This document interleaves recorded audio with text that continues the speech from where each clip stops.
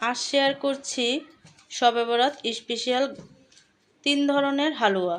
আর সামনে যেহেতু শবে বরাত, স্পেশালভাবে এই হালুয়াগুলো সবার কাজে আসবে। তো গাজরের খুবই মজার শাহী হালুয়া বরফি রেসিপি। গাজরের দাম এখন বাজারে কিছুটা কম চাইলেও এই হালুয়ার বরফি বানাতে পারেন ঘরে ঘরে। তো আজকে আমি 3 ধরনের 3টে সবজি দিয়ে হালুয়ার রেসিপিটা করে দেখাবো খুব সহজভাবে, ঘরোয়া উপকরণ দিয়ে। বিটরুট, কাঁচা পেঁপে এবং গাজরের হালুয়া। তো ভিডিওটি ফার্স্ট থেকে লাস্ট পর্যন্ত দেখতে থাকো, আশা করি ভালো লাগবে। আর ভালো লাগলে প্লিজ একটি লাইক আর একটি সাবস্ক্রাইব করে পাশে থাকবে। হাই গাইস, আসসালামু আলাইকুম, welcome back to my channel. কেমন আছো তোমরা সবাই? আশা করি ভালো আছো। আল্লাহর রহমতে আমি অনেক ভালো আছি। তো গাইস, আমি হালুয়া তৈরি করার জন্য এখানে আমি গাজর নিছি, একেবারে ছিলে পরিষ্কার করে ধুয়ে গ্রেট করে নিছি। তো গ্রেট করে নেওয়ার পরে আমি হালুয়াটা রান্না করার জন্য বসায় দিছি। তো দেখো, এখানে আমি গাজরটা দিয়ে দিছি, দেওয়ার পরে কিন্তু দিয়ে দিছি চিনি। তো মিষ্টিটা কিন্তু তোমরা তোমাদের অনুযায়ী দিবে। অনেকে আছে মিষ্টি কম খায়, অনেকে আছে বেশি খায়। তো সেই টেস্ট অনুযায়ী কিন্তু মিষ্টিটা ব্যবহার করবে। তো তো এখানে আমি গাজরটা দিয়ে দিছি। তো দেওয়ার পরে কিন্তু অনবরত নাড়তে হবে। দেখা গেছে চিনিটা যখন গলে যাবে আর গাজরটা কিন্তু একেবারেই দেখো সিদ্ধ হয়ে গেছে আর এমন পানি ছেড়ে দিবে। তো এই পর্যায়ে এসে চুলার জালটা একেবারে হাই করে দিয়ে তারপরে কিন্তু আমি গাজরটাকে নেড়ে চেড়ে তারপরে কিন্তু অনেকটা পানিটা শুকায় নেব। তো দেখো, এভাবে করে করে নেড়ে চেড়ে তারপরে কিন্তু আমি হালুয়াটা তৈরি করে নেব। তো তারপরে কিন্তু এখানে আমি গুঁড়া দুধটা অ্যাড করে দেব। আর এই গুঁড়া দুধটা দিলে কিন্তু এই হালুয়ার টেস্টটা আরেকটু বেড়ে যায়। তো দেওয়ার পরে কিন্তু হালুয়াটা নেড়ে চেড়ে তারপরে কিন্তু মিক্স করে নেব। তো দেখো, তো এখানে আমি ঘিটা অ্যাড করে দিচ্ছি। আর যে কোনো হালুয়াতে ঘি অ্যাড করলে কিন্তু এর স্বাদটা আরও দ্বিগুণ বেড়ে যায়, সুন্দর একটা ফ্লেভার আসে। তো ঘিটা দেওয়ার পরে কিন্তু আমি নেড়ে চেড়ে তারপরে কিন্তু মিক্স করে আমি হালুয়াটাকে আরেকটু ভাজা ভাজা করে নেব। তো দেখো, অনবরত নেড়ে চেড়ে তারপরে কিন্তু হালুয়াটা, তো এই পর্যায়ে রান্না করা হয়ে গেলে এখানে আমি ঠান্ডা করার জন্য একটা বরফি আকারে স্প্যাচেলার ধারে একেবারে সমান করে নিয়েছি। তো দেখো, এই হালুয়াটা ঠান্ডা হওয়ার পরে কিন্তু আমি কেটে নেব বরফি আকারে। তো সমান করে নেওয়ার পরে কিন্তু এখানে আমি অ্যাড করে দেব। তো এখানে আমি অ্যাড করে দিচ্ছি কিছু বাদাম কুচি। আর এই বাদাম কুচিটা গরম থাকা অবস্থায় অ্যাড করতে হবে যাতে উঠে না যায়। তো দেখো, তারপরে কিন্তু স্প্যাচুলারের সাহায্যে আমি একটু চেপে চেপে দেব। তো দেখো, বরফি আকারে আমি কেটে নিছি।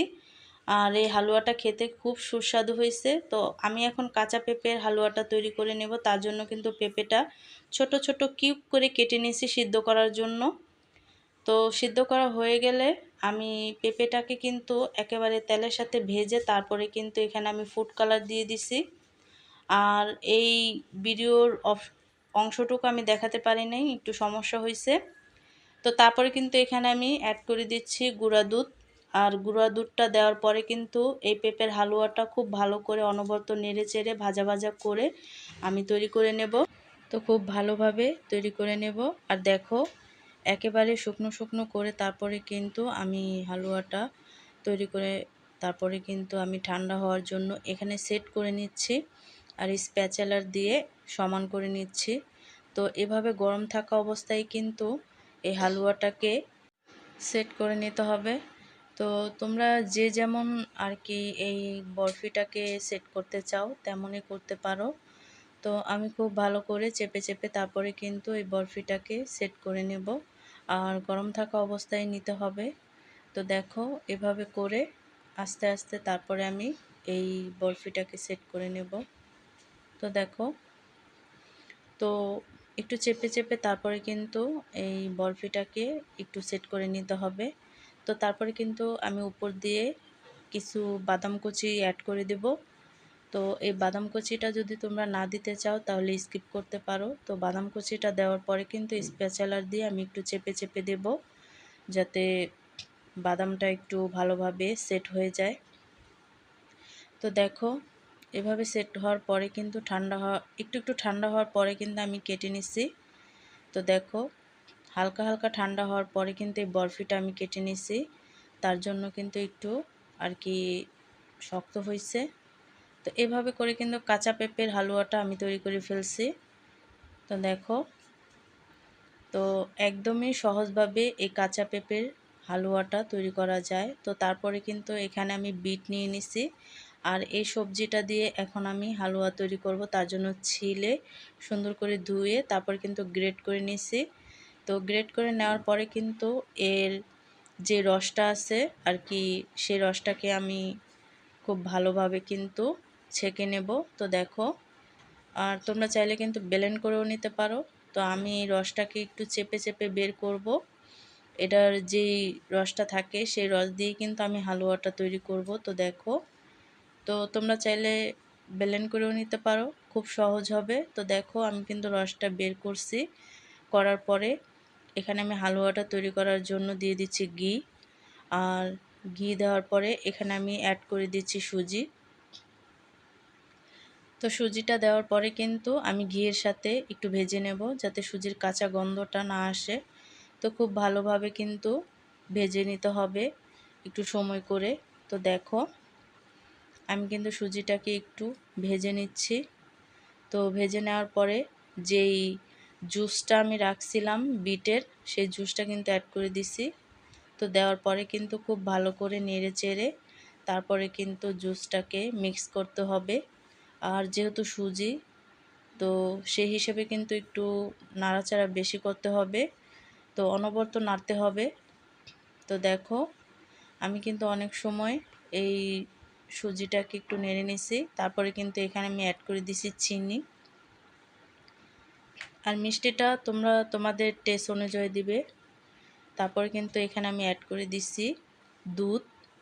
তোমরা চাইলে কিন্তু গুঁড়ার দুধটাকেও ইউজ করতে পারো। তো আমি কিন্তু এখানে তরল দুধটা দিছি। তো দেওয়ার পরে কিন্তু খুব ভালোভাবে আরেকটু রান্না করে নেব এই হালুয়াটাকে।